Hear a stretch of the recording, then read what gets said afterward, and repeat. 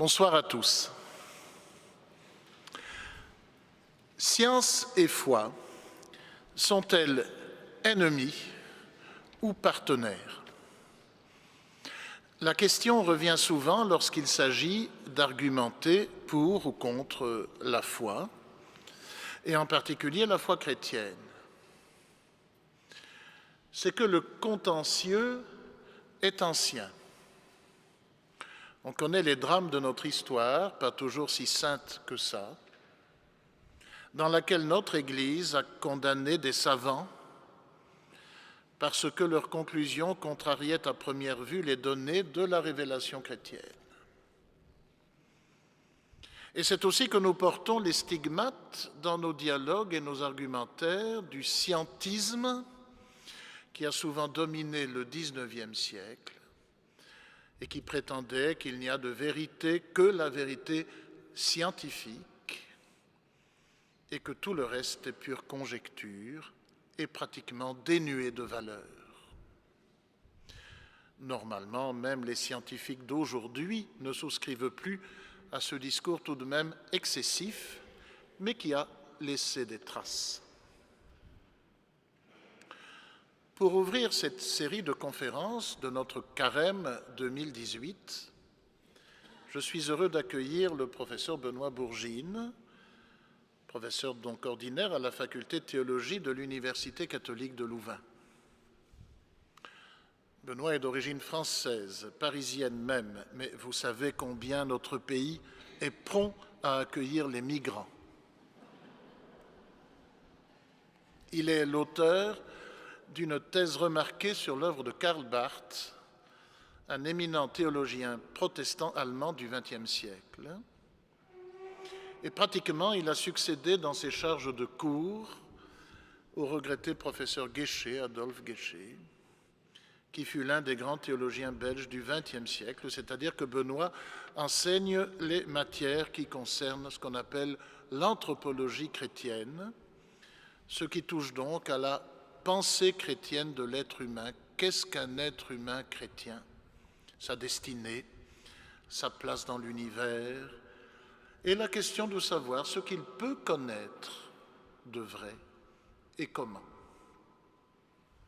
C'est une manière de reprendre l'une des trois grandes questions formulées par le philosophe Kant, que vous avez peut-être déjà entendu: que puis-je savoir?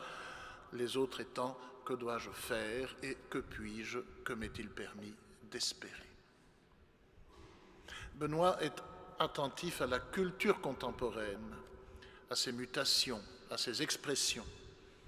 Et il est soucieux de manifester comment le christianisme, au sein d'autres manières de voir et d'autres sensibilités, apporte à ces questions des réponses originales et qui font sens. C'est dans ce cadre qu'il est précisément en charge à la faculté de théologie d'un cours consacré au rapport entre la science et la foi.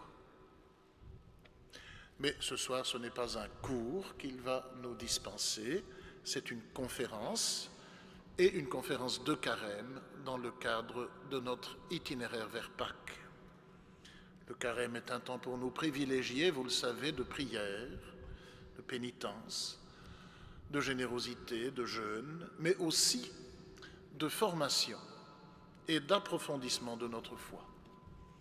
Et c'est dans cet esprit que, le remerciant déjà de sa visite et de sa parole, nous l'écoutons. Merci Benoît. Voilà.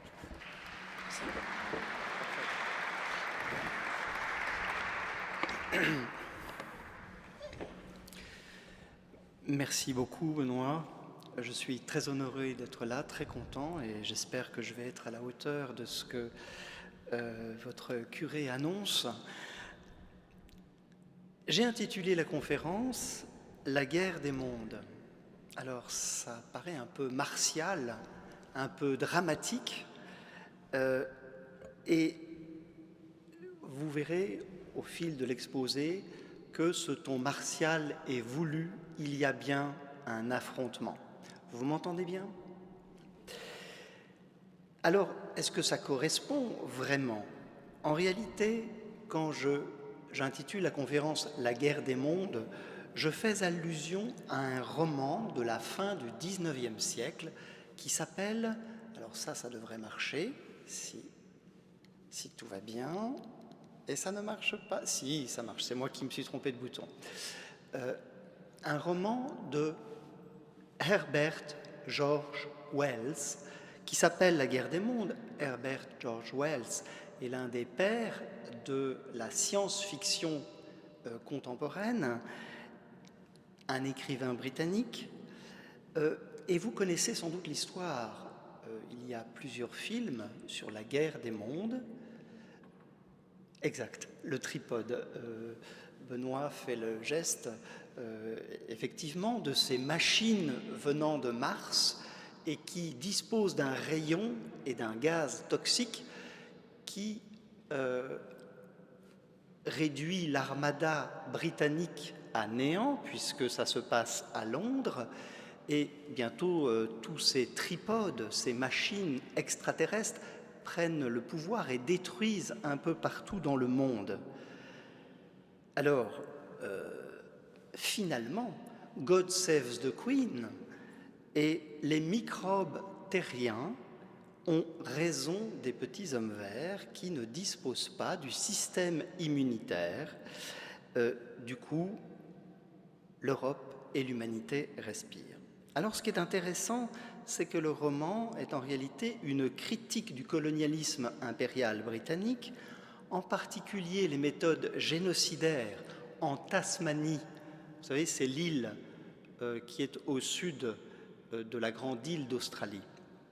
Au XIXe siècle, la colonisation britannique a exterminé les 5000 aborigènes qui peuplaient l'île.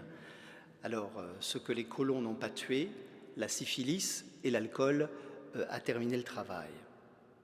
Alors, le roman de science-fiction de Wells est un manifeste anti-impérialiste, comme un Orwell en écrira plus tard. Wells parle du présent, mais en regardant vers l'avenir. Il décrit, oui, le présent, il parle, il s'adresse, il critique l'impérialisme britannique encore très vivace à la fin du XIXe siècle. Alors, est-ce bien raisonnable de comparer les relations entre science et religion sous les traits d'une agression délibérée, ces martiens qui viennent conquérir la Terre, une conquête brutale, sauvage, bref, une lutte à mort? Alors c'est ce que l'on va discuter pour commencer. J'attire votre attention sur le fait que la guerre des mondes a eu plusieurs vies, comme la guerre entre science et religion d'ailleurs. 40 ans après l'écriture du roman, un autre Wells, Orson Welles, en 1938, adapte le roman pour la radio aux États-Unis. C'est une émission qui a lieu en 1938, une émission radiophonique qui a un succès remarquable. Il y a d'ailleurs une légende autour de cette émission selon laquelle il y aurait une panique générale aux États-Unis. En fait, ce buzz, comme on dirait aujourd'hui, a été un petit peu gonflé. Donc, quelques années avant Citizen Kane, Orson Welles devenait célèbre avec cette émission. Avant, une adaptation cinématographique en 1953, et puis, plus près de nous, 3 films donc, sur la guerre des mondes qui portent à l'écran ce roman de Wells de la fin du XIXe siècle, notamment le film de Steven Spielberg que vous avez peut-être vu, qui date de 2005. Bon, mon préféré, c'est quand même celui de Tim Burton, Mars Attack. Je ne sais pas si vous l'avez vu, il est absolument hilarant parce que c'est une satire, c'est 1996. Et les petits hommes verts là succombent non aux microbes, mais à la musique tyrolienne. Et c'est une attaque de Tim Burton à la country américaine, la musique country, qui reprend des airs du Tyrol. Bien. Je ferme la parenthèse. Alors, en quoi tout ça regarde le rapport entre science et foi. Eh bien oui, on va le voir, à partir du XVIIe siècle, je fais quelques rappels, ce rapport est conflictuel. Il donne lieu à un combat acharné que se livrent les défenseurs des sciences, sciences exactes et sciences humaines, contre une représentation traditionnelle du monde et de l'homme, qui est d'essence religieuse. C'est bien d'un affrontement qu'il s'agit. Et l'enjeu, c'est de gagner l'esprit des masses. C'est la conquête des esprits qui décide du cours des sociétés, ce que croient la plupart des gens, ce que ces gens savent. Cela sera-t-il déterminé par la science ou par la religion? La vérité, est-ce la Bible ou le savant qui la détient? Comment les sociétés s'organisent politiquement? Comment elles déterminent le bien et le mal, les normes législatives? Comment regardent-elles la vie et la mort, ce que c'est d'être humain? Eh bien, oui, il y a lutte de légitimité entre la science et la foi. Je parle de l'Europe, bien sûr. Alors, commençons par une première partie intitulée « La guerre des mondes », point d'exclamation, entre science et foi. Le premier acte de cette guerre, Benoît l'a rappelé tout de suite, et bien sûr, c'est l'affaire Galilée. Il y a quelque chose d'incontournable, c'est au début du XVIIe siècle que naît la science expérimentale, et c'est un moment, on pourrait dire un rendez-vous manqué, où s'affrontent ces deux grandeurs, la science et la foi. La science a sa naissance, puisque Galilée est le père de la physique moderne. Vous le savez, Galilée fait sienne donc, la théorie copernicienne de l'héliocentrisme. Ce n'est pas le Soleil qui tourne autour de la Terre, c'est bien la Terre qui tourne autour du Soleil. Et il est soupçonné d'hérésie par le Saint-Office, qui raisonne à partir d'une lecture littérale de la Bible. Vous savez, quand Josué arrête le Soleil, on en tire la conclusion selon laquelle c'est bien le Soleil qui doit tourner autour de la Terre. Bien, conclusion erronée. Évidemment, les écrivains bibliques ont un état des connaissances qui dépend de leur temps. Alors, Galilée est condamné, rassurez-vous, il passera la fin de sa vie en résidence surveillée dans sa villa à Florence. Mais donc, cet événement est important. Pourquoi? Parce que Galilée s'en prend au monopole de la théologie et de l'Église, à une compréhension du monde qui dépend de la Bible. Et cela est révélateur d'une initiation, c'est-à-dire le magistère de la science, à partir de cette affaire Galilée, ne va pas cesser de se renforcer, de s'affirmer vis-à-vis de la tutelle ecclésiale, théologique, qui jusque-là faisait la pluie et le beau temps sur ce que l'Occident pensait. Et donc c'est une autre légitimité, un autre accès au réel, une connaissance qui est pourvue d'autorité parce que la méthode expérimentale donne une légitimité à cette science nouvelle, autrement dit les mathématiques appliquées à la modélisation pour comprendre les phénomènes. Et l'affirmation de cette communauté scientifique qui rivalisera bientôt avec les normes religieuses et qui n'auront plus besoin d'attendre une bénédiction cléricale pour publier, pour annoncer ces résultats, pour les valider, ça se fait au cours d'une fondation progressive d'académies scientifiques. La première, elle est à Rome, et Galilée en est membre, c'est l'Académie des Lynx, en 1603, et puis suivent le Royaume-Uni, la France et plus tard l'Allemagne. Ça, c'est le premier acte, l'affaire Galilée. Deuxième acte, nous progressons. Nous ne sommes plus dans un procès du Saint-Office, mais dans un débat fameux qui a lieu dans une société scientifique à Oxford, signe des temps. Ce n'est plus au Saint-Siège que cela se passe. Il y a 2 siècles qui nous séparent maintenant, en 1860, date de ce débat de l'affaire Galilée. Donc en 1860, cela ne se passe plus au Saint-Siège, mais au milieu des savants, dans une réunion savante à Oxford. Ce débat, cette rencontre qui donne lieu à un affrontement entre, d'une part, l'évêque d'Oxford à ma gauche, Monseigneur Wilberforce, contre un professeur, vous voyez avec les lunettes à droite, Thomas Huxley, un professeur de sciences.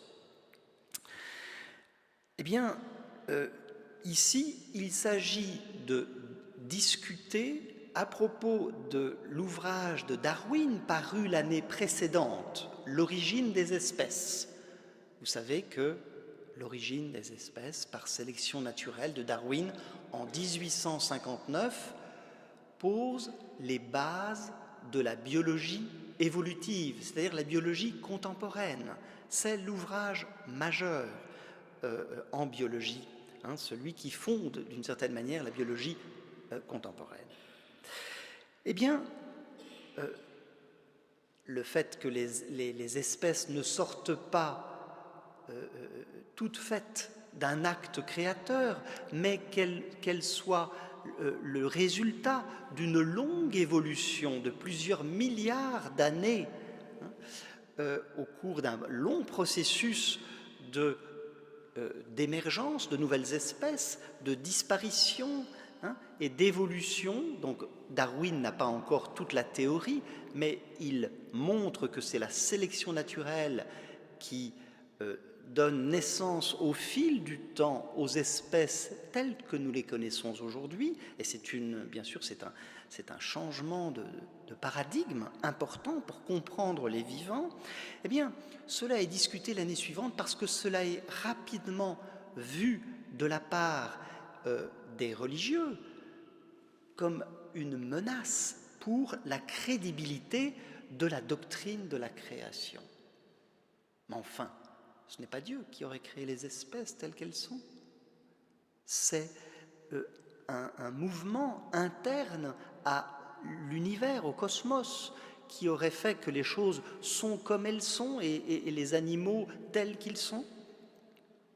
Et donc, très vite, une opposition, une levée de bouclier de la part de l'Église qui s'alarme, et le Monseigneur Wilberforce en fait l'avocat de cette contestation en face d'un représentant de la communauté scientifique, Thomas Huxley, qui prend le parti de Darwin.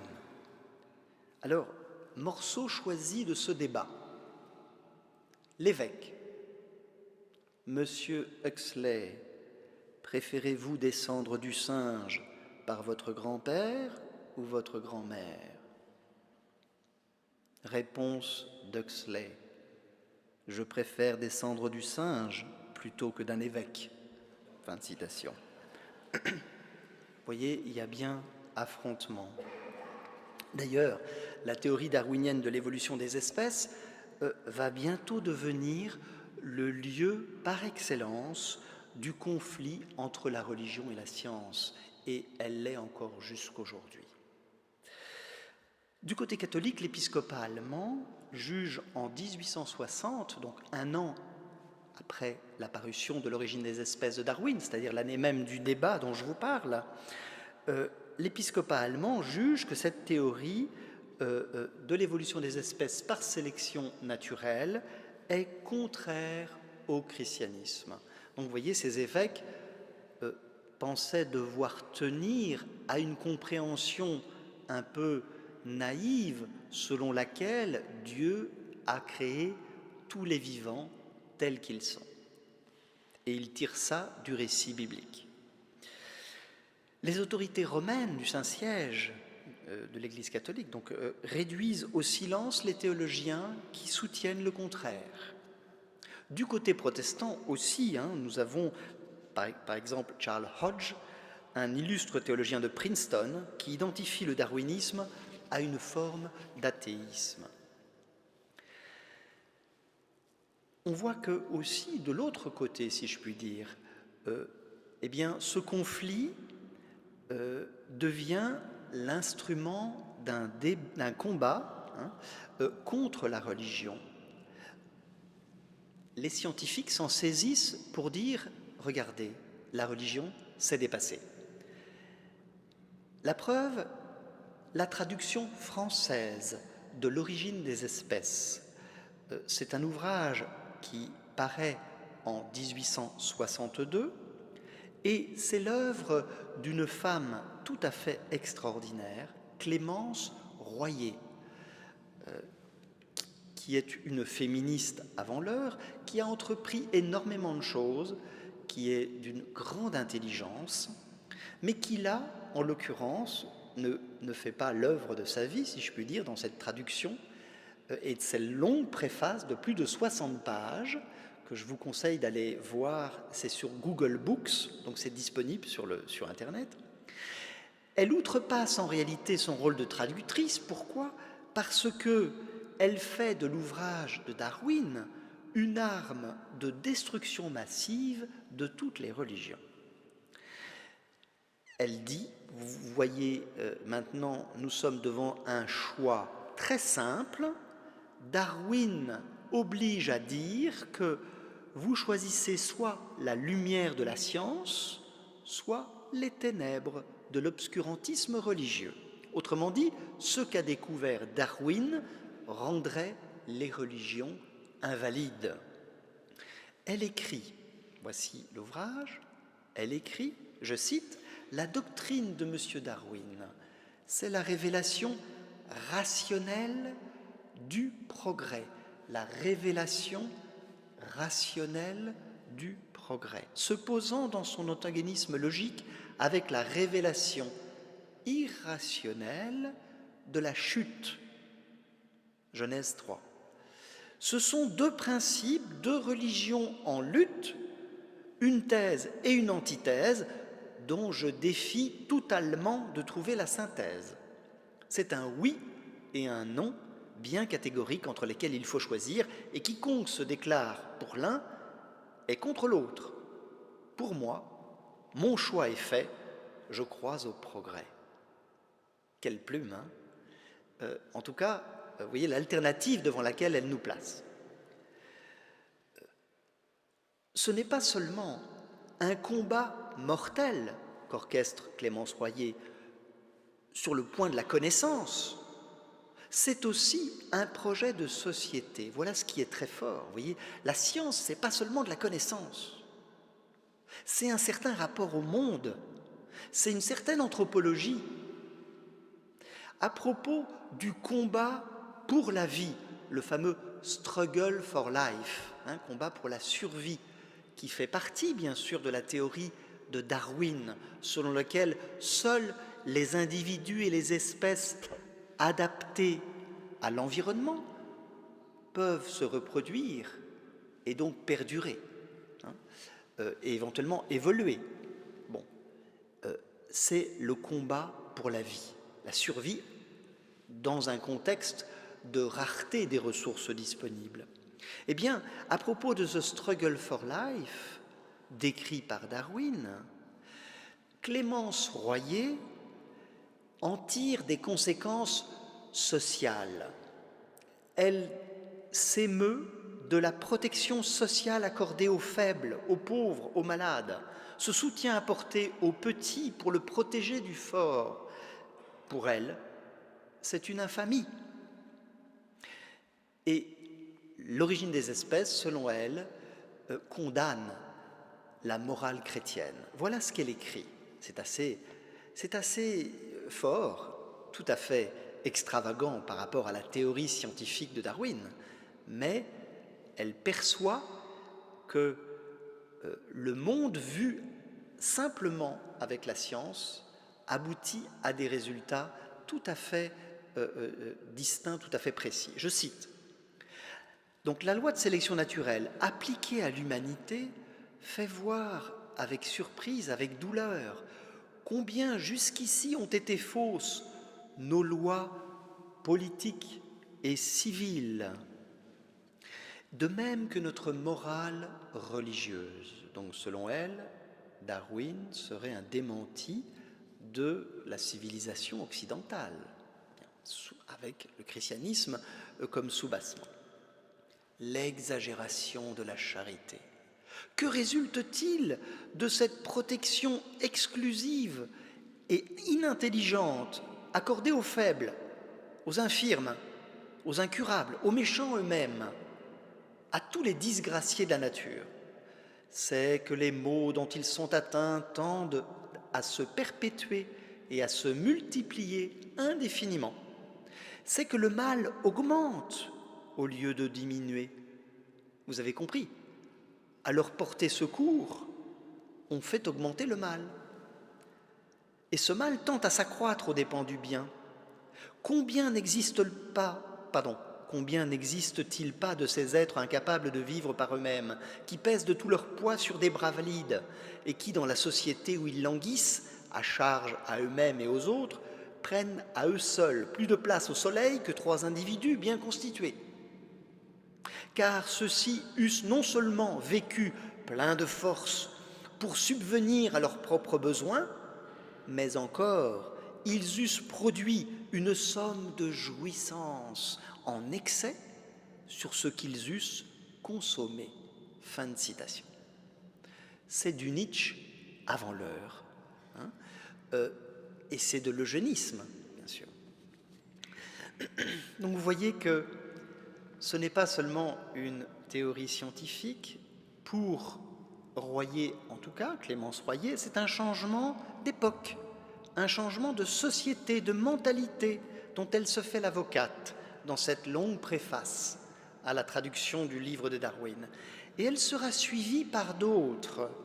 Et en particulier, il faut nommer le darwinisme social de Herbert Spencer à la fin du XIXe siècle, ainsi que l'eugénisme de Francis Galton, le cousin de Darwin. Le darwinisme social est une doctrine politique selon laquelle la lutte pour la vie des plus forts aux dépens des moins adaptés est la condition du progrès. Vous l'avez vu énoncé par Clémence Royer. Et les protections artificielles, autrement dit l'État-providence, derrière lesquelles s'abritent les plus faibles, freineraient la compétition, la sélection naturelle et donc le progrès social. Donc ce serait antisocial. Les mesures sociales seraient antisociales à long terme. Les attitudes charitables sont socialement nuisibles, selon Herbert Spencer. Alors, l'eugénisme de Francis Galton, c'est l'aspect racialiste de cette idéologie. L'eugénisme préconise une amélioration de l'espèce humaine par une intervention sur son patrimoine génétique ou par des pratiques coercitives, stérilisation, restriction de procréation pour les personnes handicapées. La recherche de l'enfant parfait inspire aujourd'hui encore un ensemble de précautions eugéniques. Un ouvrage que je vous recommande qui s'appelle « Éloge des phénomènes », c'est un ouvrage de Bruno Deniel-Laurent, porte sur la trisomie et sur le dépistage systématique des trisomiques. En effet, condamner à la mort un fœtus incorrect, je vous signale que dans 96% des cas, les enfants dépistés pour trisomie 21 sont éliminés. Au fait, l'avons-nous décidé démocratiquement, cela? cette mesure de sélection eugénique. Et vous savez que ces enfants peuvent être éliminés tout au long de la grossesse, et même 6e, 7e mois.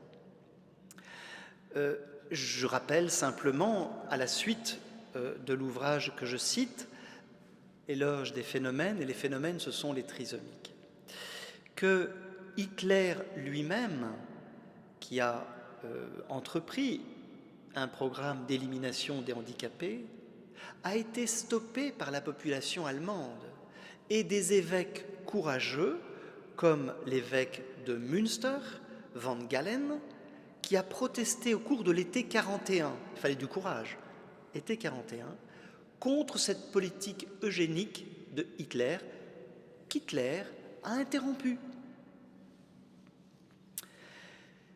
Bref, Clémence Royer annonce tous les scientismes à venir, les nouveaux athées et autres prophètes de la mort de Dieu au nom de la science. Nous en étions encore au 2e acte de guerre, après Galilée, premier acte, 2e acte, le débat à Oxford, mais qui dépend bien sûr de l'ouvrage de Darwin, 1859, le débat a lieu en 1860, 3e acte de guerre, si je poursuis ma description des rapports entre science et foi sous l'enseigne de la guerre des mondes. Eh bien, ce 3e acte, il s'agit cette fois du créationnisme qui naît au début du XXe siècle, dans les années 20, aux États-Unis. Qu'est-ce que le créationnisme ? Le créationnisme n'est pas la foi en la doctrine de la création. Ça, le christianisme le tient. Nous tenons, comme les autres monothéismes, l'idée selon laquelle Dieu a créé le monde. C'est une idée et un article de foi, et donc c'est un niveau théologique. Nous le disons dans la foi. Par là, nous ne décrivons pas ou ne présupposons pas un état du monde au commencement. Les deux choses sont différentes. Donc, si les monothéismes, comme le christianisme, croient en la doctrine de la création par Dieu de l'homme et du monde, ce n'est pas ça qu'on appelle le créationnisme. Le créationnisme, c'est le fait de penser que cette doctrine de la création, partagée par les monothéismes, est incompatible avec la théorie darwinienne de l'évolution des espèces. C'est penser qu'il y a une opposition entre la manière dont nous concevons la création par Dieu et la théorie scientifique. Voilà ce qu'est le créationnisme. Et il naît dans les années 20 aux États-Unis, dans le sud des États-Unis, les États de la Bible Belt, ça veut dire de la ceinture biblique, les États très traditionnels, mais en réalité qui sont fondamentalistes, qui lisent la Bible de manière littérale, au pied de la lettre. Bien. Alors c'est intéressant parce que nous sommes dans le nouveau monde. C'est un nouveau front, vous voyez, de la guerre des mondes. Ça commençait au Saint-Siège, ça s'est poursuivi dans la vieille Europe, et on arrive maintenant dans le nouveau monde, au début des années 20 du XXe siècle. En effet, la loi Butler et le procès du singe de la même année 1925, c'est l'offensive pour interdire l'enseignement de la théorie de Darwin à l'école et dans les universités. De fait, étant donné que ça se décide au niveau local, eh bien, l'ancien candidat à l'élection présidentielle a demandé à ce qu'une loi passe, le Butler Act, interdisant l'enseignement de Darwin. Et cette loi est restée en vigueur dans l'État du Tennessee, donc c'est le sud des États-Unis, et dans plusieurs autres États, jusqu'en 1967. En réaction, l'Association des libertés civiles américaines a voulu faire du bruit autour de cette interdiction qui est grave, parce que vous vous rendez compte, pour des motifs religieux, on interdit l'enseignement d'une théorie scientifique qui est validée par la communauté des savants. On se retrouve bien dans le cas d'un conflit frontal entre religion et science. Alors ce procès du singe, c'est aussi un événement médiatique. C'est le premier procès qui fera l'objet d'émissions radiophoniques, qui fera l'objet d'actualités avant, vous savez, les séances de cinéma. Il nous reste des images filmées de l'époque, puisque le but de cette association pour la liberté civile aux États-Unis, c'est de demander à un professeur de violer la loi, de manière à ce qu'un procès public qui sera fait à ce professeur rendra honteux les gens du Sud. On pointera de tous les États-Unis et de tout le monde le doigt vers ces États arriérés en disant « Regardez, leur foi religieuse les empêche de suivre l'évolution des connaissances scientifiques. » Et de fait, le procès est perdu par le professeur parce qu'il a violé la loi, mais l'événement médiatique, qui a un retentissement mondial, est parfaitement réussi. Ça n'empêchera pas la loi de perdurer jusqu'en 1967, date à laquelle la Cour suprême annule la loi en raison du premier amendement, c'est-à-dire de la séparation de l'Église et de l'État. Donc, vous comprenez pourquoi le rapprochement avec la guerre des mondes, ce roman qui a eu des développements radiophoniques, finalement tient assez bien avec cette ligne de front de la guerre entre science et religion qui prend des formes différentes. Alors, un étonnement supplémentaire, d'abord parce que nous sommes consternés comme chrétiens qu'on mette comme ça en contradiction notre foi et la science, n'est-ce pas? Est-ce qu'il y aurait deux vérités? Bon.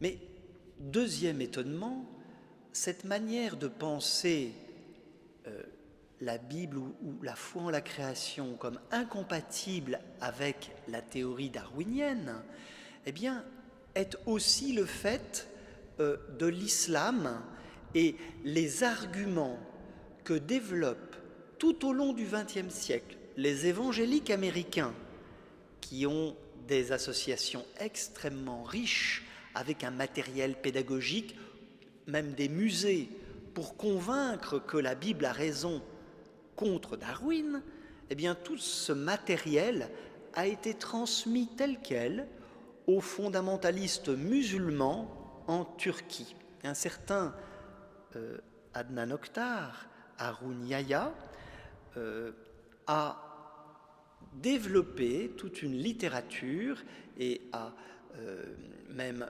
envoyé à tous les instituts d'enseignement en Europe un atlas de la création dans lequel il montre que, en réalité, c'est un complot judéo-franc-maçon communiste qui répand un matérialisme scientifique fondé sur le darwinisme. Et vous savez que l'été dernier, le gouvernement autocratique de M. Erdogan a décidé de bannir Darwin des écoles secondaires en Turquie. On n'enseigne plus depuis la rentrée Darwin dans les écoles secondaires turques, encore à l'université, mais pour combien de temps? C'est dramatique, puisque vous savez que l'éducation est assez avancée en Turquie, et là c'est un recul en arrière assez dramatique. Mais vous savez qu'en Belgique également, il y a des résistances auprès d'étudiants évangéliques ou musulmans sur l'enseignement de la théorie de l'évolution, que ce soit dans les classes secondaires ou même à l'université en faculté de médecine et en biologie. Donc, oui, il y a une guerre. Une guerre qui va jusque dans l'enseignement, pas seulement dans la recherche. Une guerre dans la représentation du monde, dans une certaine conception de la société, de la solidarité. Dernier acte de cette guerre, je vais en parler rapidement parce que je ne suis pas un spécialiste, mais on ne peut pas ne pas mentionner cet ultime front que nous allons encore connaître pendant sans doute plusieurs décennies et sans doute les générations prochaines, c'est, vous savez, le transhumanisme.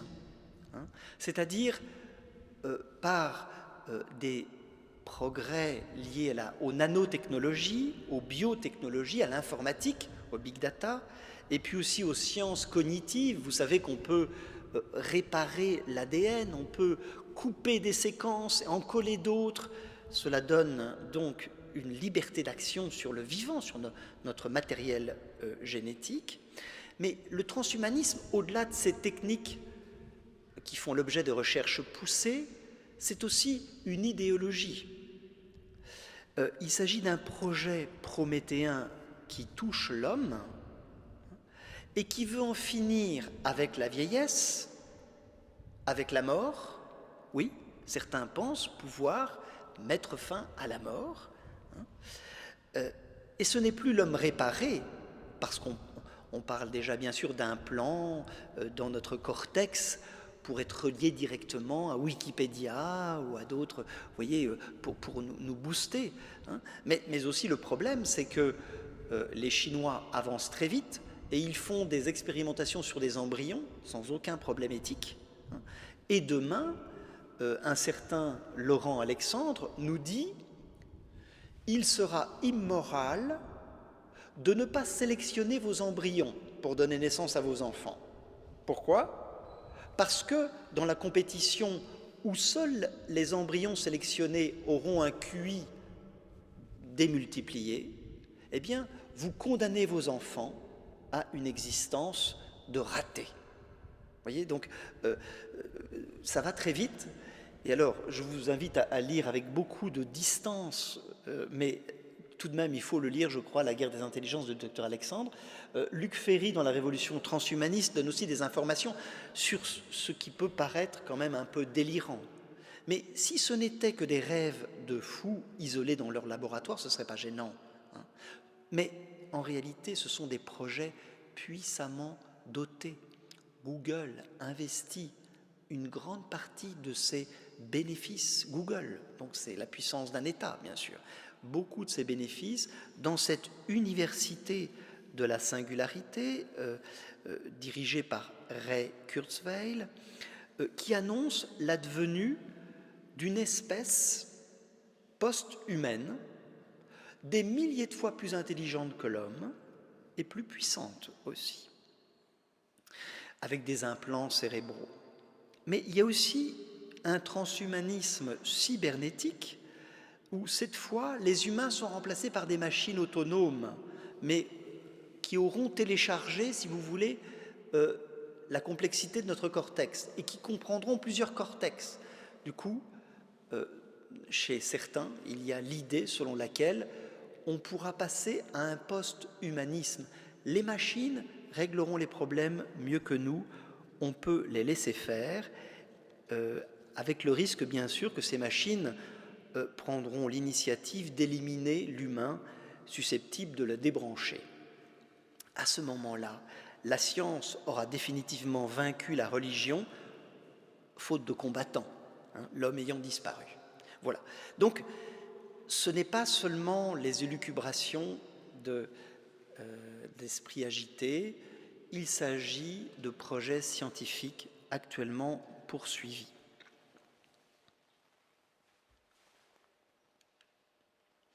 J'espère que je vous ai terrifié comme certaines scènes de la guerre des mondes. C'est vrai que c'est assez troublant. Bon, il faut raison garder.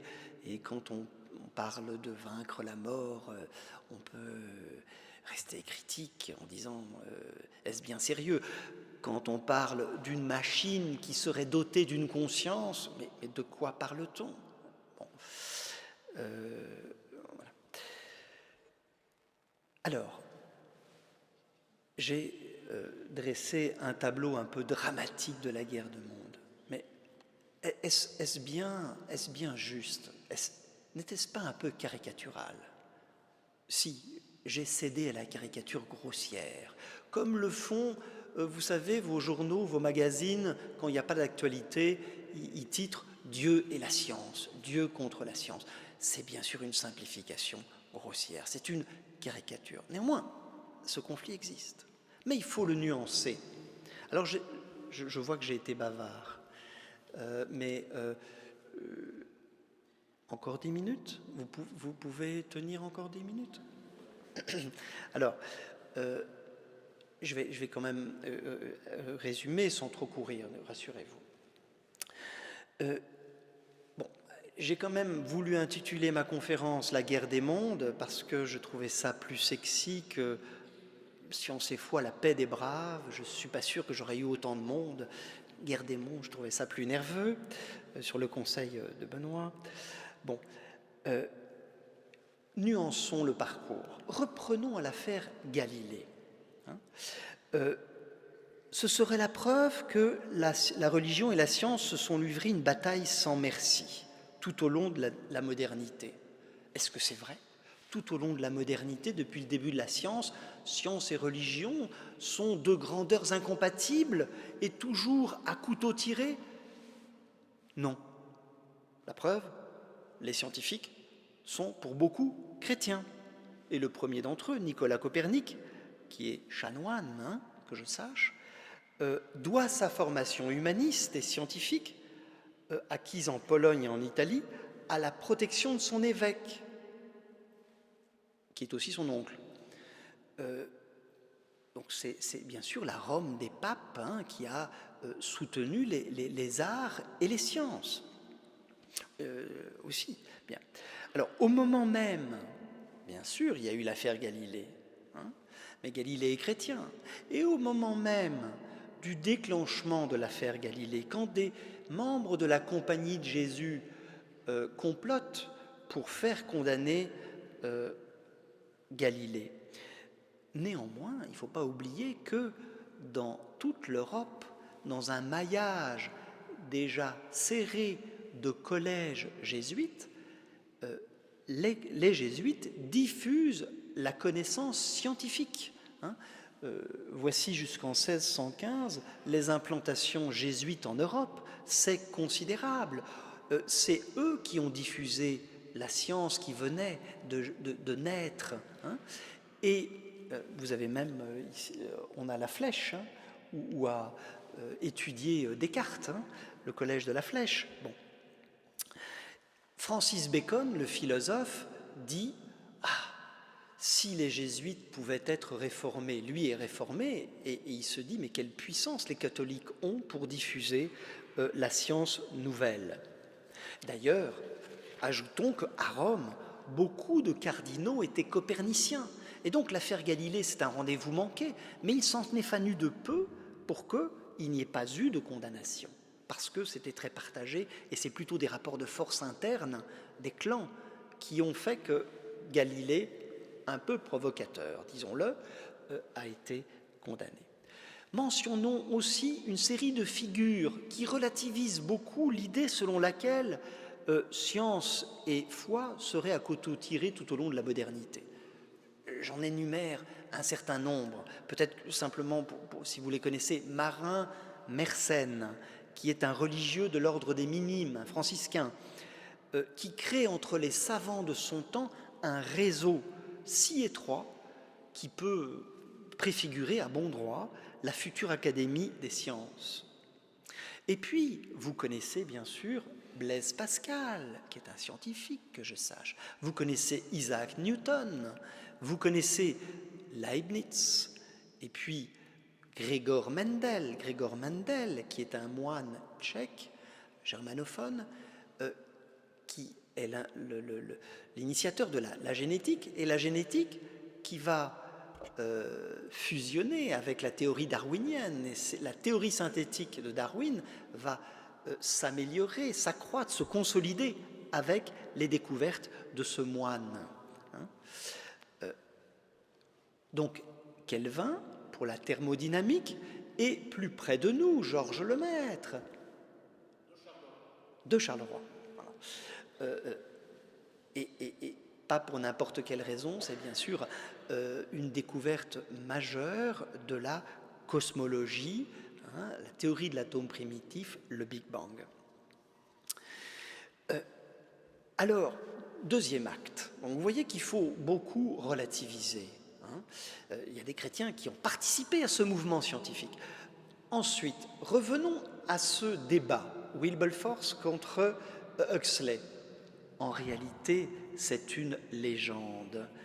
Il y a eu un échange, mais il a été reconstruit après coup, un peu comme le buzz d'Orson Welles, parce qu'il a été en réalité instrumentalisé par à la fois les savants qui voulaient s'opposer à la religion, et d'autre part les religieux qui voulaient également s'opposer à Darwin. On en a fait une grande affaire. En réalité, les historiens disent il ne s'est pas passé grand-chose. Donc vous voyez, entre la présentation un peu conflictuelle et la réalité des choses, il y a un grand espace. En réalité, il faut aussi considérer que ce type d'affrontement a une dimension sociologique.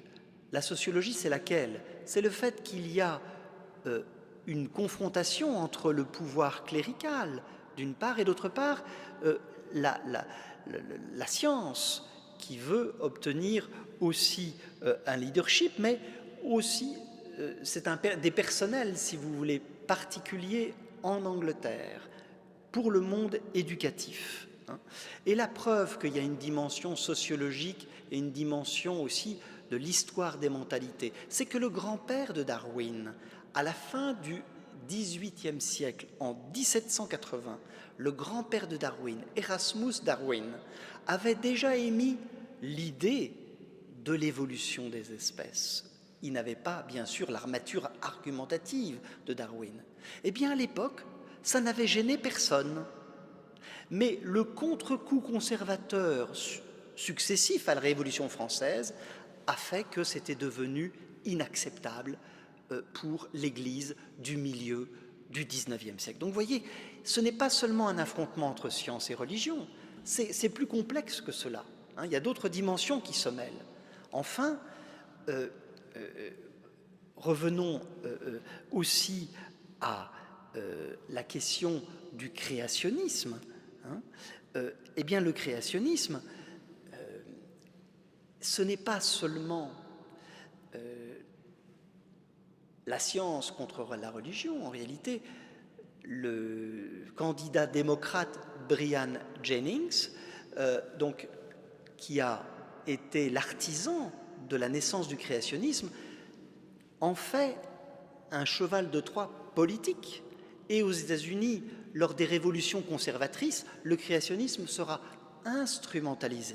Donc vous voyez, ce n'est pas seulement la religion et la science, il y a aussi un niveau politique et un niveau culturel. C'est une lutte à ces différents niveaux. D'ailleurs, s'il y a pu y avoir un transfert à la Turquie, c'est que les moments créationnistes en Turquie sont aussi des moments de lutte culturelle dans la société turque. Un jésuite belge a étudié cela et a mis en évidence qu'en réalité, le moment Reagan, par exemple, dans les années 80, le conservatisme aux États-Unis, a correspondu aussi en Turquie à une révolution conservatrice qui a pu être favorable, vous voyez, à ce transfert du créationnisme protestant américain au créationnisme turc musulman. Enfin, c'est quand même étonnant, des fondamentalistes qui se donnent la main par-dessus deux religions, c'est assez spectaculaire. Voilà. Alors, je termine par une petite réflexion sur ce qu'il faut penser. Prenons un petit recul. Est-ce que je peux me permettre encore 5 minutes ? Je vais simplement évoquer avec vous, en prenant un peu de recul, l'idée que science et foi, c'est la vérité en partage. Et puis j'évoquerai la vérité en dialogue. qu'est-ce que je veux dire? D'abord, je veux parler du bien qu'est la vérité. Nous avons besoin de vérité plus que de pain. La preuve, si nous manquons de vérité, nos relations sont vides, mais même nous n'accédons pas à la conscience de ce que nous sommes. Prenons un cas extrême, le cas de Primo Levi. Primo Levi, vous savez que c'est ce juif italien, chimiste de formation, qui est regardé par Mengele à Auschwitz et qui fait cette expérience destructrice. Je cite Primo Levi, si c'est un homme, « Le sentiment de notre existence dépend pour une bonne part du regard que les autres portent sur nous. Aussi peut-on qualifier de non humaine l'expérience de qui a vécu des jours où l'homme a été un objet aux yeux de l'homme. » Fin de citation. Concrètement, Primo Levi raconte que le médecin nazi le regarde, mais le regarde comme un objet, lui, Primo Levi. Il le regarde comme un objet et se demande « Qu'est-ce que je vais pouvoir conserver de cette chose ? Est-ce que je l'envoie à la chambre à gaz ? Qu'est-ce que je peux en retirer ? Comme d'une auto dont on pourrait éventuellement recycler les amortisseurs. » Primo Levi ne s'est jamais vraiment remis de ce regard destructeur qui l'a réduit à une chose. Vous voyez que la vérité est un bien dont nous n'avons plus besoin que de pain. C'est d'abord le regard qui nous reconnaît, qui nous dit notre vérité de personne, ce que nous sommes, ce qu'oublient allègrement les transhumanistes dont j'ai parlé tout à l'heure. Donc le bien de la vérité sociale, le mensonge, bien sûr, casse tout dans la société. Le mensonge est générateur par lui-même de violence. Nous avons besoin de vérité pour la vie sociale. C'est pourquoi les journalistes sont si importants. Cette parole publique, et nous mourrons d'une parole publique dévoyée, d'un langage qui n'est pas bien utilisé. Donc nous avons besoin de cette vérité au niveau individuel, social, le bien de la vérité. Eh bien, pourquoi je dis cela ? Parce que, donc je vais passer un petit peu vite là-dessus parce que je ne vais pas...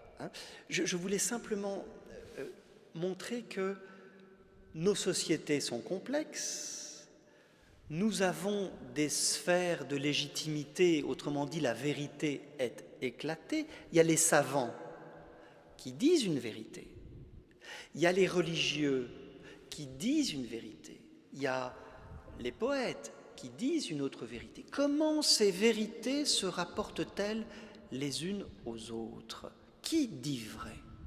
Je voudrais simplement prendre un exemple, des nénuphars. Qui dit la vérité des nénuphars ? Est-ce une photo qui en rend compte au mieux ? Est-ce une planche par laquelle un scientifique a dessiné les nénuphars pour en distinguer l'essence ? Est-ce le dictionnaire qui définit le nénuphar blanc ou nénuphar, selon deux orthographes différentes, est une plante herbacée, vivace, de la famille des Nymphaceae ? Est-ce que c'est ça qui dit la vérité du nénuphar ? Ou est-ce les nymphéas de Monet qui en disent la vérité ? Autrement dit, vous voyez, dans le rapport entre science et foi, ces points de vue s'excluent-ils ? J'ai trouvé un schéma qui me paraît très intéressant. Maintenant, appliquons-le à la question des rapports entre science et religion. C'est ce schéma. Vous avez ici ce cylindre que nous pouvons appeler vérité. Et vous voyez qu'il y a un rayon qui vient de la droite et qui est orange et qui produit, et qui produit sur ce mur cette projection. Un rayon orange qui prend l'objet de la droite vers la gauche. Et puis un rayon bleu qui prend l'objet de la gauche vers la droite et qui se projette ici. Quel rapport entre ceci et ceci? Aucun rapport, n'est-ce pas? Entre religion et science, il n'y aurait aucun rapport? En réalité, c'est le même objet qui fait l'objet de deux projections différentes, parce qu'il y a deux points de vue différents, deux directions, mais aussi une couleur de projecteur distincte, et deux discours qui semblent n'avoir rien en commun, sauf si on est au courant, si on peut surplomber la vérité. Sauf dans le cadre de la création, nous n'avons pas accès à cet objet, parce que cet objet, c'est la vérité. Nous n'avons accès qu'à des discours vrais, mais qui correspondent à des accès indépendants l'un de l'autre. Le discours de la foi, le discours de la religion se rapportent donc à des points de vue différents d'une réalité vraie. Vous voyez comme c'est intéressant? Cela permet aussi de réfléchir même à notre foi. Vous savez, il y a des réactions à Amoris Laetitia. Il y a des gens qui disent « le pape est en train de changer la religion ». Et ces gens-là prennent les dogmes au pied de la lettre. Mais les dogmes ne sont pas la vérité. C'est le Christ qui est la vérité. Thomas d'Aquin dit « les dogmes indiquent une direction ». Une tendance vers la vérité. Et donc, il ne faut pas confondre les dogmes et la vérité. Les dogmes sont vrais, mais ils ne sont pas la vérité. Vous voyez, donc c'est très important de pouvoir relativiser cela et montrer que des points de vue qui apparaissent contradictoires, en réalité, dépendent d'un objet unique. C'est bien cet objet qui produit ces formes. Vous comprenez? Et donc, revenons à notre exemple de la création, puisque c'est la question que pose de façon brûlante le créationnisme. La manière de penser l'origine de toute chose dans le domaine religieux, dans notre foi en la création, c'est le domaine métaphysique. Juste pour terminer, je vous promets que je vais donner la citation de Galilée qui le montre. Galilée avait déjà la solution puisqu'il dit « L'intention de l'Esprit Saint est de nous enseigner comment on va au ciel et pas comment va le ciel ». Vous voyez, il y a deux projections différentes sur les deux murs. Comment va le ciel? C'est quoi? C'est l'astronomie, c'est la physique, c'est le monde.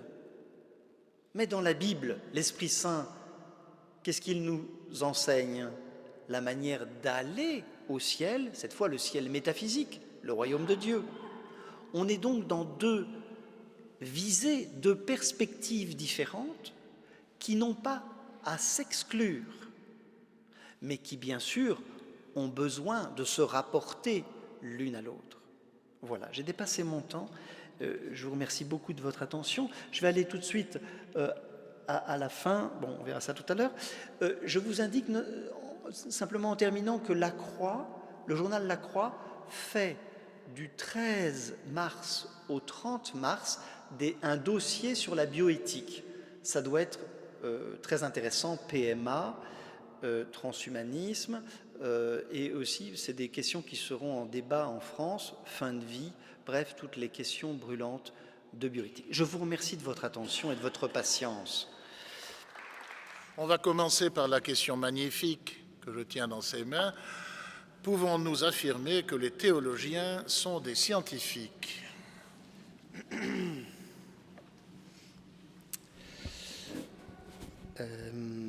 Alors, eux le croient, mais ils sont presque les seuls.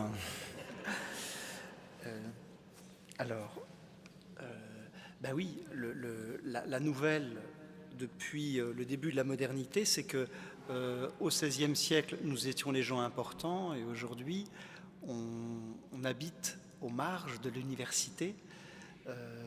En Belgique, nous sommes présents, à l'UCL, à Leuven aussi, à la KU Leuven. Mais en France, vous savez que la théologie n'existe pas dans l'université d'État, en tout cas.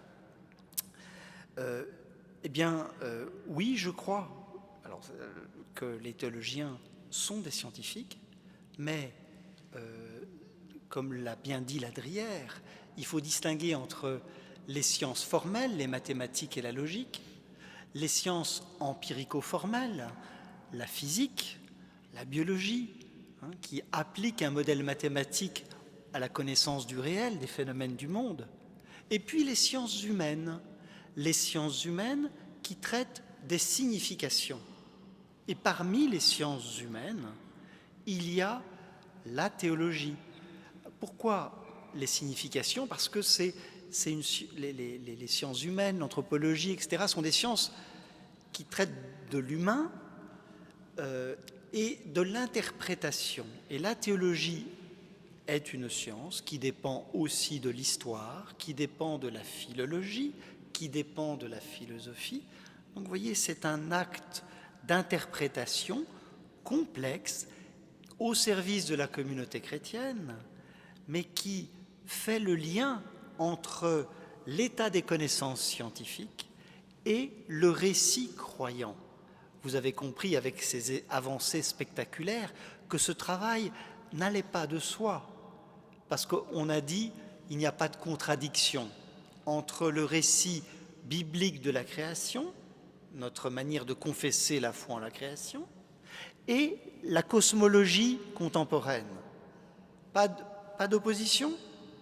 Oui, mais il faut travailler un peu, parce que la foi n'est pas une île. La foi, c'est notre manière d'être en relation avec Dieu, mais nous devons assumer l'état des connaissances scientifiques.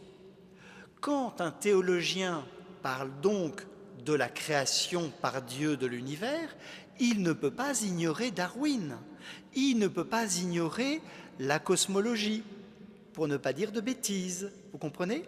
La foi, c'est nous tout entiers. Le discours théologique doit pouvoir assumer notre culture scientifique profane. Et ça, je crois que c'est un travail spécialisé.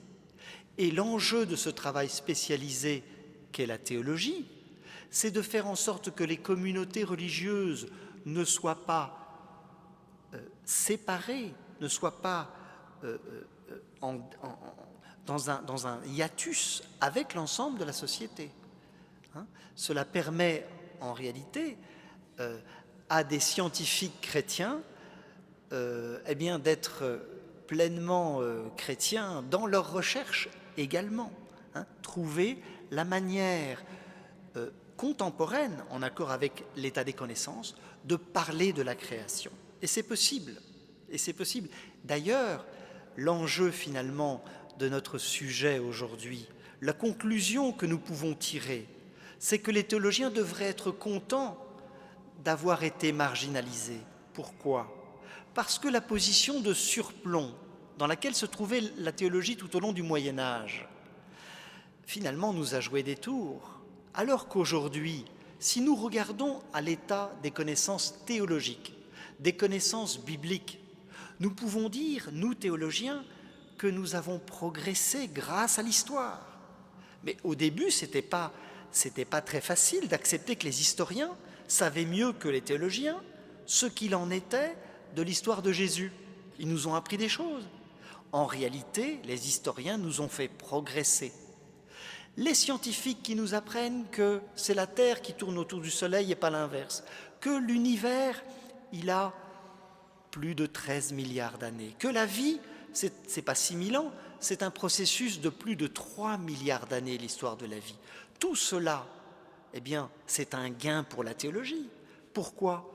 Parce que quand nous lisons la première page de la Genèse, nous allons voir la signification religieuse. Nous n'allons pas lire la première page de la Genèse comme si c'était un savoir du commencement, ce qu'elle n'est pas. La première page de la Genèse nous indique comment l'homme se relie au projet de Dieu.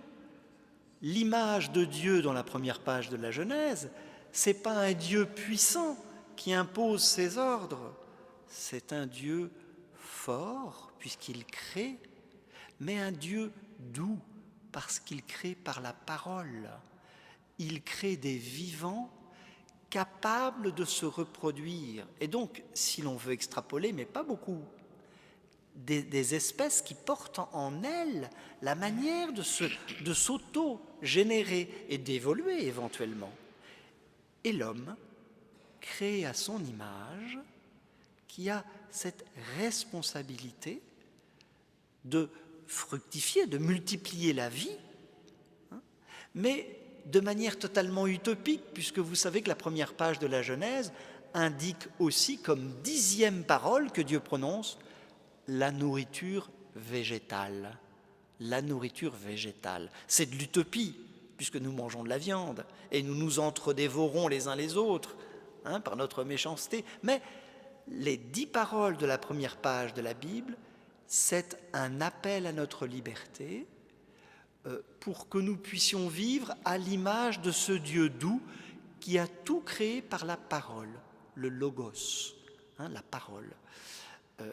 Et donc, mais ça, on ne peut le dire que aussi grâce à ce que la science nous a donné une meilleure compréhension de la signification proprement religieuse de la Bible, et on a appris à ne pas aller chercher dans la Bible des vérités qu'elle n'a jamais dites, à savoir, la connaissance du monde phénoménal.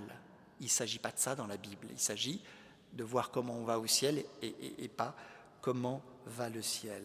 Donc, les théologiens sont des scientifiques, j'espère que je vous en ai convaincu, mais des scientifiques d'une espèce à part. En tout cas, ce ne sont pas, vous le savez, des physiciens, puisqu'il n'y a pas la même manière de démontrer des vérités, ou autrement dit, le registre de la preuve, ce n'est pas des formules mathématiques et une démonstration. La théologie, comme les sciences humaines, c'est la compréhension. Et j'aimerais simplement comparer, parce que, en fait, je ne fais pas de complexe. Mon épouse est une scientifique, une vraie, une dure, mais je ne fais pas de complexe vis-à-vis des scientifiques.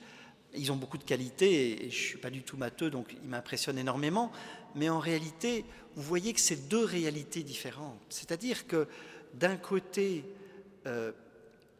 il y a, une puissance impressionnante. On doit quand même être reconnaissant vis-à-vis de ce que la science nous a apporté, n'est-ce pas ?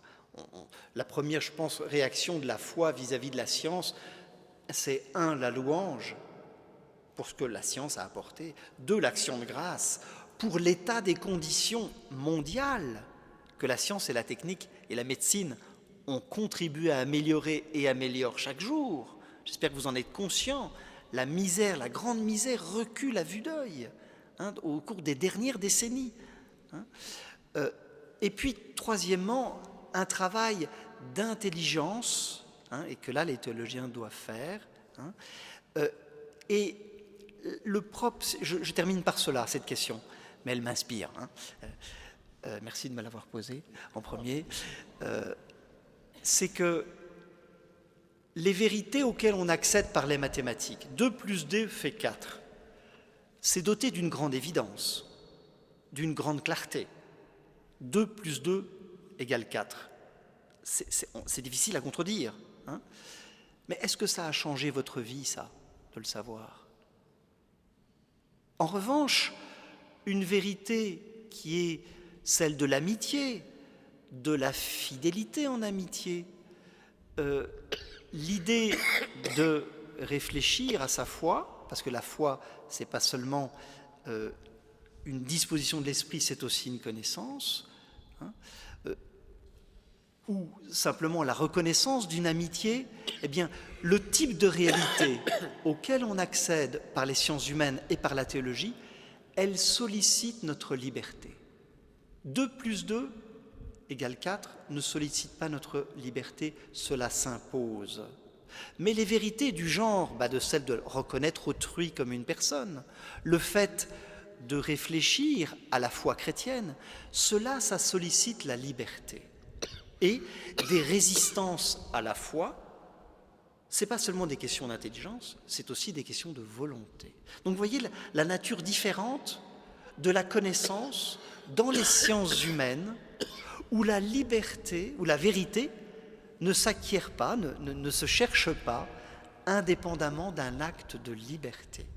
Et donc ça, c'est une différence notable. Mais notez que l'importance d'une vérité est inversement proportionnelle à son évidence.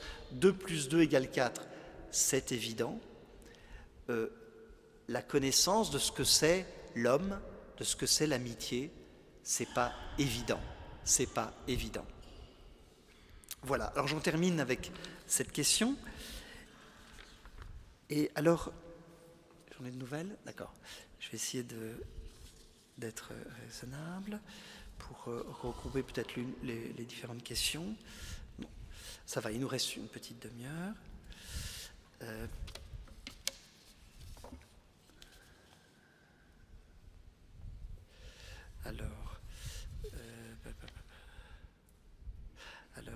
Péché originel. Je vais peut-être commencer par cette question. Le Christ nous a dit « Je suis la vérité, et alors ?»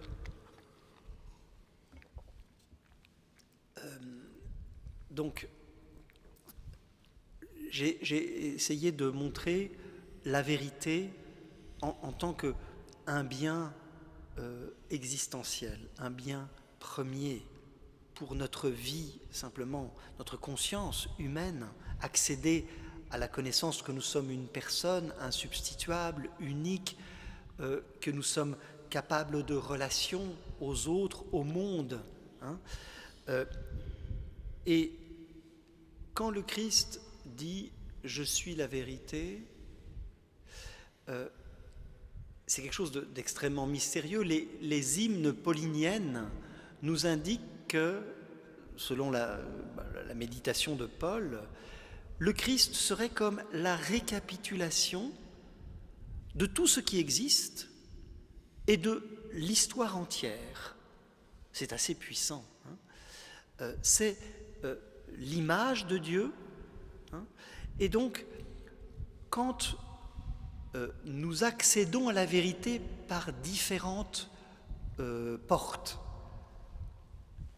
C'est l'idée de la projection que je vous ai indiquée là tout à l'heure. C'est ce cylindre qui avait des formes différentes selon les différents faisceaux qui se projetaient sur le mur. Nous avons accès à une connaissance par la science. Nous avons, et c'est une vérité, nous avons accès à la connaissance de la foi par la méditation, par la Bible, par l'enseignement de l'Église. C'est une autre connaissance. Quel rapport entre les deux? Eh bien, c'est comme 2 lignes, mais qui se rejoignent à l'infini, parce que il faut aussi penser la vérité comme une, sinon on est relativiste. Entre la vérité que donne la science et la vérité que donne la foi, par exemple, on pourrait multiplier les accès différents à la vérité avec les disciplines scientifiques, humaines ou exactes. Vous voyez, nous avons des accès différents. Mais ici-bas, notre connaissance étant limitée, nous ne voyons pas en quoi ces connaissances sont une. Jean Ladrière, le philosophe, disait la modernité a éclaté la vérité, ou plutôt a éclaté les différents accès à la vérité. Et nous ne disposons pas du point d'articulation entre la science et la foi, par exemple. Notez bien que même pour la théorie de l'évolution, les chimistes et les biologistes ne disent pas la même chose de la théorie de l'évolution. Ça veut dire que, vous voyez, nous arrivons à des accès différents selon différents points de vue, comme les projections de ces faisceaux là, lumineux de couleurs différentes. Nous arrivons à connaître le réel, nous arrivons même à connaître, à avoir une intelligence de notre foi, mais la connaissance de l'unité de la vérité, nous avons des bouts de vérité, l'unité de la vérité, eh bien, nous pouvons dire que c'est, même pour quelqu'un qui ne croit pas, c'est d'ordre eschatologique. C'est-à-dire, ça suppose un esprit infini.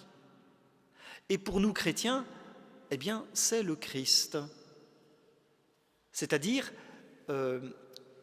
celui que nous verrons face à face comme la vérité tout entière de Dieu.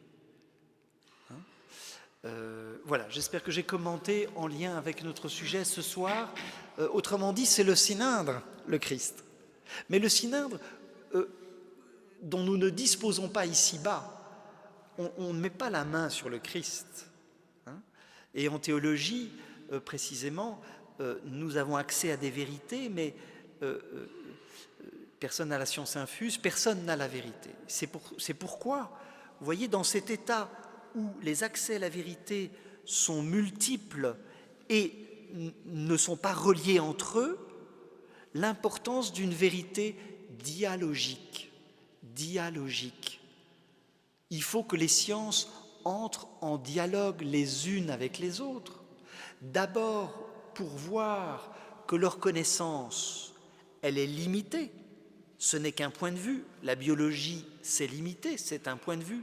Parce qu'il faudra compléter avec la chimie, il faudra compléter avec la physique, il faudra compléter avec aussi les sciences humaines.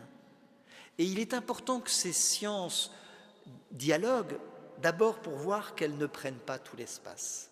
Le problème de ces scientifiques qui nous promettent la fin de la mort, c'est qu'ils raisonnent à partir d'une science, d'un point de vue qu'ils absolutisent. Et ça, c'est bien sûr quelque chose qui n'est pas juste. C'est une connaissance qui n'est pas vraiment critique. Vous voyez, est-ce que vous comprenez ce que je veux dire ? Prenons un exemple simple dans un autre domaine, la finance. La finance, c'est aussi une des disciplines, une des raisons, une des rationalités modernes. Si la finance s'absolutise, si les financiers recherchent un profit à court terme, au lieu d'être en rapport avec l'économie, eh bien la finance devient une chose complètement folle. Elle se cherche elle-même, elle s'absolutise, et c'est la banqueroute à courte échéance. Et donc toutes les rationalités, non seulement elles doivent dialoguer entre elles, mais elles doivent être au service du bien commun. Elles sont soumises au bien de la société, à l'éthique. Voyez ?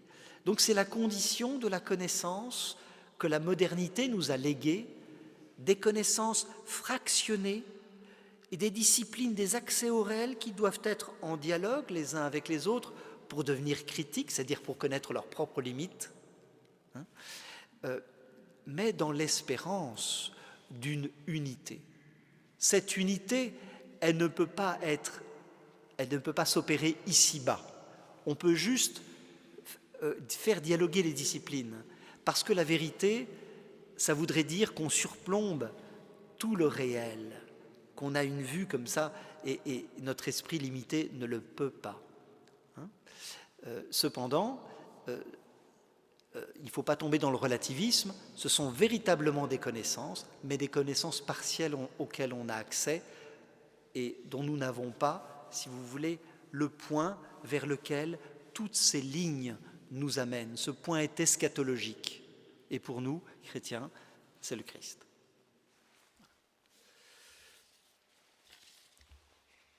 Alors, ça c'est très très long.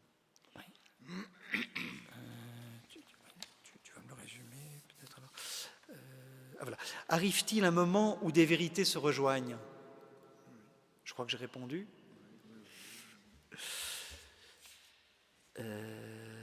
Vous n'avez pas parlé neurosciences. des neurosciences qui, d'une certaine façon, Tente de déterminer le fonctionnement de l'esprit. de déterminer, comme un objet. Les neurosciences, j'ai eu le privilège d'organiser un colloque sur Darwin en 2009 et nous avions invité Gerald Edelman, qui est un prix Nobel. Il y avait aussi Christian de Duve en 2009.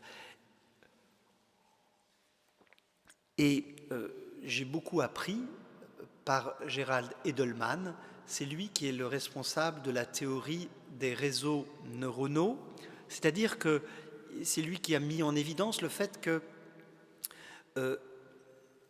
dans la première année de notre vie, il y a dans notre cortex des explosions de neurones, mais par systèmes neuronaux, et qui finalement colonisent, si je puis dire, câblent notre cortex, mais selon non pas un plan prédéterminé, mais par le mode de la sélection. Alors c'est assez fascinant parce que finalement ces neurosciences nous donnent l'image, l'infrastructure de notre pensée. C'est la condition de possibilité biologique du fait que nous ayons une pensée. Et vous savez que c'est la matière la plus complexe de l'univers que nous connaissions, notre cortex, qui étudie les neurosciences. 1 millimètre carré de cortex contient 4 kilomètres d'axones. Vous savez, le lien entre les synapses.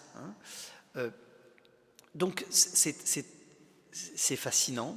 Alors je ne vais pas pouvoir vous faire des développements sur les neurosciences, mais c'est fascinant.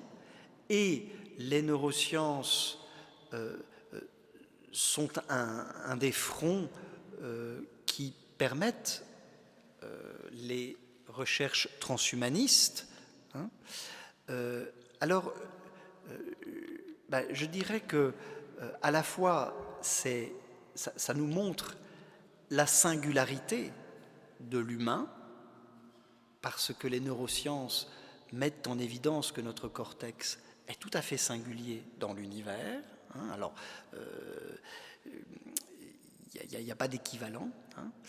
Et puis en même temps, ce qui m'a frappé chez les neuroscientifiques, c'est la manière dont leur connaissance sur le cerveau les mène à des conclusions, pour beaucoup de mes collègues, qui me paraissent à moi tout à fait scientistes. Par exemple, ils ont décomposé la manière dont nous prenons une décision.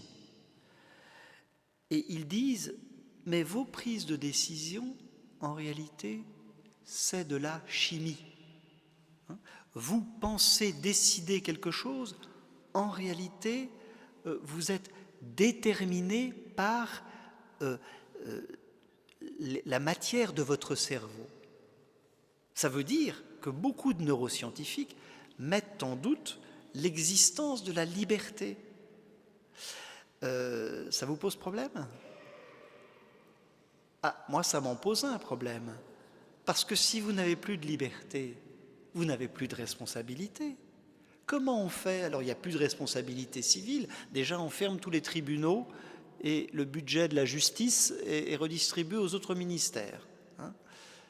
Mais vous voyez que la conception de l'homme change du tout au tout. Alors, comment réagir à cela ? Je crois que j'ai donné des indices dans la réponse précédente, à savoir que les neuroscientifiques qui soutiennent, parce qu'ils peuvent suivre un développement chimique dans le cerveau et des réactions nerveuses au moment d'une prise de décision, en tirent la conclusion selon laquelle il n'y aurait pas de liberté. Oui, mais attention, la liberté, c'est une réalité métaphysique et qui ne peut pas être simplement contrôlé par, je ne sais pas quoi, un scanner ou un IRM, des électrodes qui posent sur la tête. Et donc tirer la conclusion en fonction d'observations sur le fonctionnement du cerveau, en tirer la conclusion de l'inexistence de la liberté, c'est une conclusion qui n'est pas valide, parce qu'elle transgresse la limite entre physique et métaphysique. Mais ces collègues, on pourrait quand même les appeler à un certain sérieux, parce que s'ils veulent vraiment tenir ce qu'ils proclament, il faut déclarer la société humaine impossible. Hein, je vous l'ai démontré. Peut-être prendre ceci, donc, encore une ou deux questions. Dieu prit de l'argile, et on met entre parenthèses de l'alumino-silicate de tétracalcium ou térate calcium, qui est un catalyseur. Alors, tu peux répondre à ça, c'est une lecture de la Genèse qui est amusante, c'est ce qu'on appelle une lecture concordiste, qui veut absolument faire cadrer les propos de la Genèse ou les propos de l'Écriture. Ce texte-là de la Genèse, il a dû être rédigé probablement vers le 7e siècle avant Jésus-Christ, peut-être davantage, plus loin encore. Et je peux vous assurer, c'est pas grand-chose de l'auteur, on ne connaît pas son identité, mais qui se foutait de l'alumino-silicate de térate calcium. Il ne savait pas du tout que ça existait. Donc on veut projeter sur des textes qui ont été écrits sans aucune préoccupation de cela, des déterminants, enfin des définitions, qui ne sont pas ce qu'ils imaginent. Donc évidemment, on s'interdit une interprétation intelligente et heureuse de ces textes. Ça ne peut pas marcher. Alors, pareil, il souffla son esprit dans les narines de l'homme et celui-ci devint un être vivant. On dit alors, si c'est dans les narines de l'homme qu'il a soufflé son esprit, les animaux ne sont pas des êtres vivants alors. Et s'ils ne sont pas vivants de la même façon, c'est tout.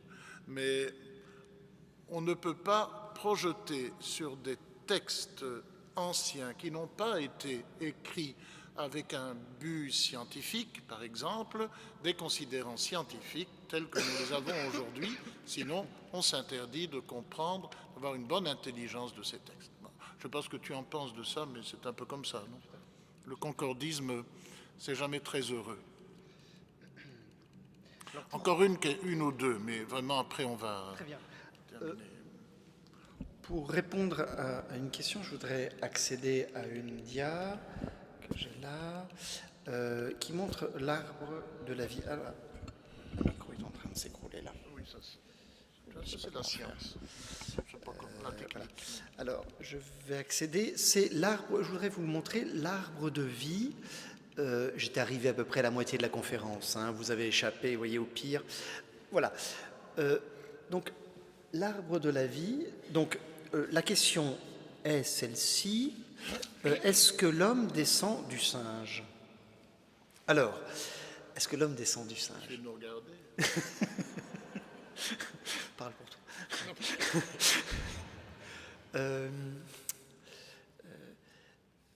Alors, non, c'est Dieu qui nous a créés. Je peux dire ça, n'est-ce pas? Selon mon credo, Dieu nous a créés. Mais d'une autre manière, si je veux parler du point de vue de l'évolution, oui, nous sommes le fruit d'une évolution qui date, notre ancêtre commun, à 3 milliards 700 millions d'années. Donc c'est un travail de 3 milliards 700 millions d'années, c'est l'apparition de la vie sur Terre. Et donc, oui, nous avons un ancêtre commun et les espèces ont évolué pour donner les magnifiques chefs-d'œuvre que vous avez sous les yeux, selon un caractère extrêmement aléatoire. Nous avons des cousins, nous avons des grands-cousins, pardon, excusez-moi, hop, voilà. Bref, et puis nous arrivons ici, mais vous voyez, avec des embranchements qui sont dus à des événements contingents. Parfois, c'est 365 millions d'années un phénomène tellurique, ou le caractère aléatoire des mutations génétiques, hein, qui fait qu'une espèce s'adapte mieux à son environnement par le jeu d'un changement génétique.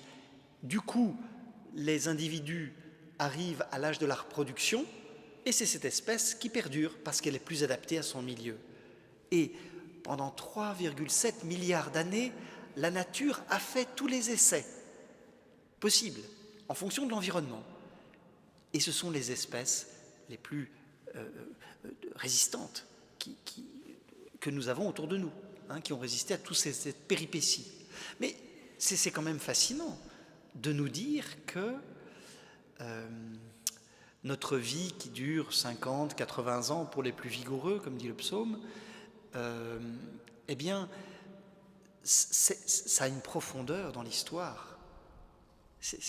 Vous avez essayé de vous imaginer 1 million d'années, 3,7 milliards d'années, c'est saisissant. Et on se dit, waouh, c'est grandiose, parce que tout de même, la science a cet extraordinaire mérite aussi de nous placer, depuis quelques siècles, dans un monde tout à fait nouveau. Avant, l'histoire de l'humanité, c'était 6000 ans. Aujourd'hui, c'est 13,7 milliards d'années. C'est fabuleux quand même, cet élargissement. Et puis, vous savez, dans la cosmologie, on parle de milliards d'années-lumière. C'est aussi quelque chose qui a de quoi élargir l'esprit, hein, et le disposer, pour ma part, quand même à la louange. Petite question sur le péché originel ici. Alors je vais dire 2 mots peut-être là-dessus, mais tu me corrigeras. Hein. Qui est à l'origine de cette notion de péché originel? C'est saint Augustin. Je le dis parce qu'il est célèbre ici en Enghien. Il y a un collège qui lui est dédicacé là. Et on aime beaucoup saint Augustin en Enghien. On a raison d'ailleurs. Alors, saint Augustin a formalisé, si vous voulez, cette idée du péché originel, simplement pour dire qu'il y avait dans l'être humain une espèce de propension au mal qui était du mal d'avant la faute, si vous voulez, du mal d'avant la faute personnelle, d'avant la culpabilité personnelle, qui avait une inclination vers le mal, qu'il ressentait lui-même et qui avait été un élément de sa biographie. Il a formalisé ça et dit que ça venait du fait que nous étions des êtres humains. C'est ce que veut dire le fait que ça vient d'Adam, n'est-ce pas? Mais voilà, c'est pas plus que ça.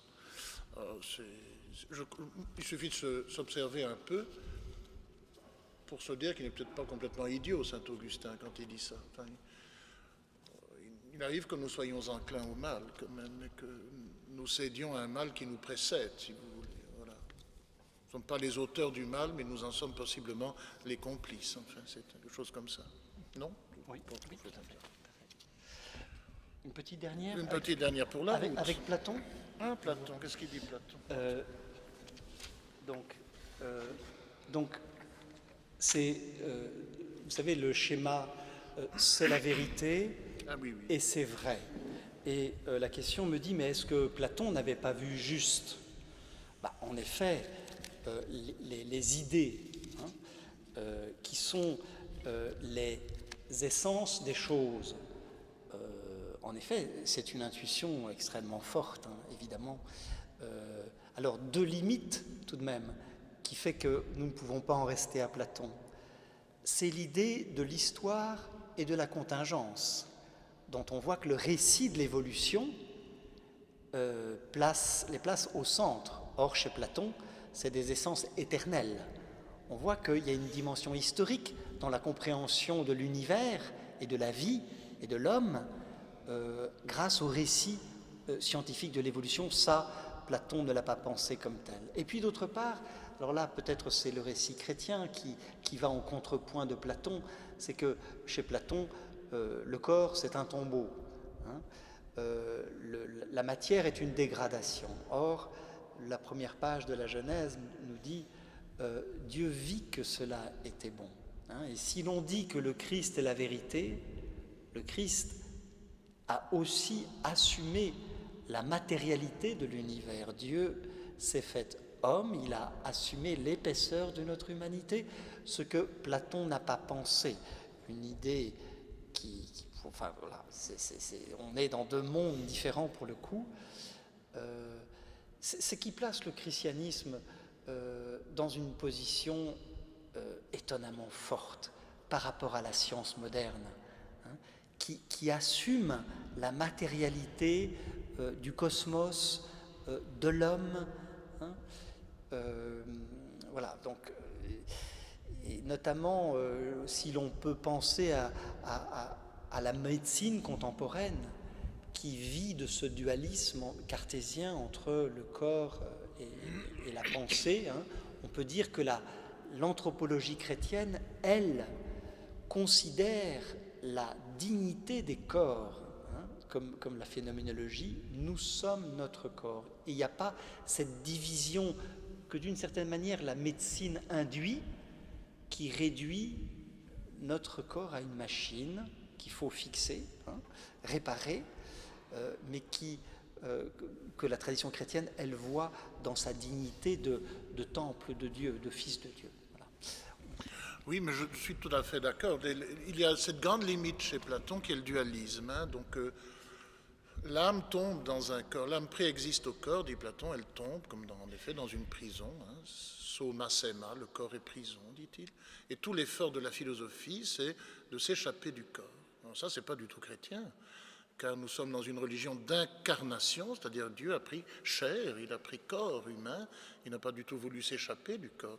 Et la résurrection du Christ est une résurrection aussi corporelle. Alors, aussi étrange que ça puisse paraître, enfin, sans vouloir chosifier la résurrection, mais il y a une dimension corporelle. Je suis toujours très frappé par ce passage du discours de Pierre, je crois que c'est au chapitre 10 des Actes des Apôtres, chez le centurion Corneille, quand il relate son expérience de la résurrection. Pierre dit, parlant du Christ, « Nous qui avons mangé et bu avec lui, le Christ ressuscité, après sa résurrection des morts, dit-il. » Donc, on ne mange ni ne boit avec une idée, hein, ou avec un fantôme, il y a une dimension corporelle de l'expérience du ressuscité. Et ça, c'est quand même, en effet, typiquement chrétien. Il y a un honneur fait au corps, qui n'est pas du tout en phase spontanément avec ce qu'on vit dans nos sociétés contemporaines, où à la fois le corps est exalté, sur les magazines papier couleur, il est soigné, réparé, tout ce qu'on veut, il est tatoué, il est orné, il est piercé, il est empli de bijoux, tout ce que vous voulez, mais en même temps, il peut être aussi terriblement méprisé. On voit ça au moment de la mort et des rituels funéraires qui changent pour le moment beaucoup. Quand on est mort, c'est plus rien. Donc on disperse les cendres, chacun fait ce qu'il veut, hein, mais il n'y a plus de lieu de mémoire, il n'y a plus de lieu où aller se recueillir, par exemple, près d'un corps. Et peut-être le deuil en est-il affecté aussi psychologiquement d'ailleurs. Mais je trouve assez étrange ce comportement antagoniste de notre société qui d'un côté exalte le corps et d'un autre côté on cache la vieillesse par exemple, on maquille les rides, on fait des liftings, etc. Donc c'est un corps idéal qui est exalté et pas le corps réel. Enfin, je crois ça. Bon, merci beaucoup d'avoir été attentif et patient. Merci à Benoît d'avoir consacré sa soirée à nous instruire élégamment. Merci. C'est l'élégance de la pensée. Et je vous remercie pour ça. Merci pour votre présence et à mardi prochain.